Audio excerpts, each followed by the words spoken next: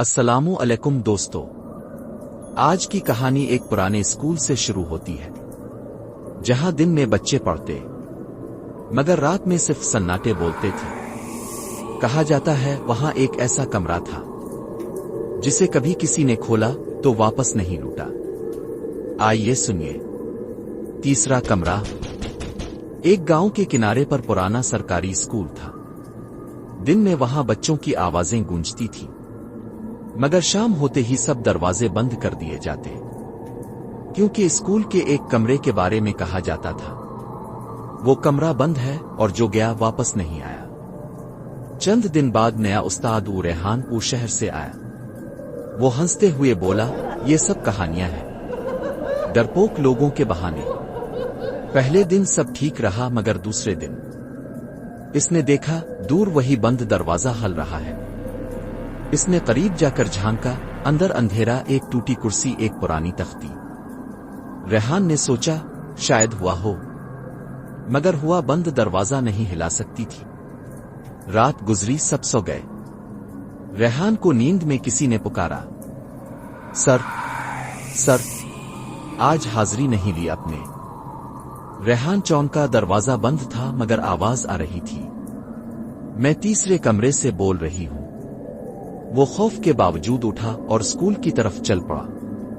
باہر بادل، بجلی، بارش کی بوند، مگر اسکول میں صرف ایک کمرہ روشن تھا۔ تیسرا کمرہ۔ ریحان نے دروازہ کھولا۔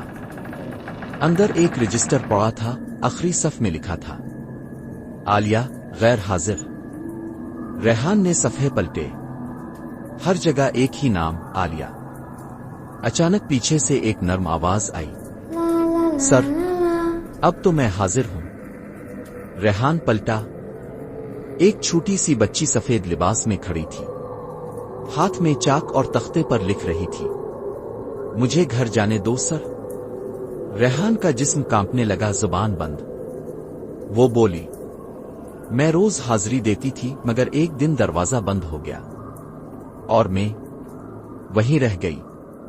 اچانک دروازہ خود بند ہو گیا، صرف ایک سرد آواز گونجی، سر اب آپ کی باری ہے۔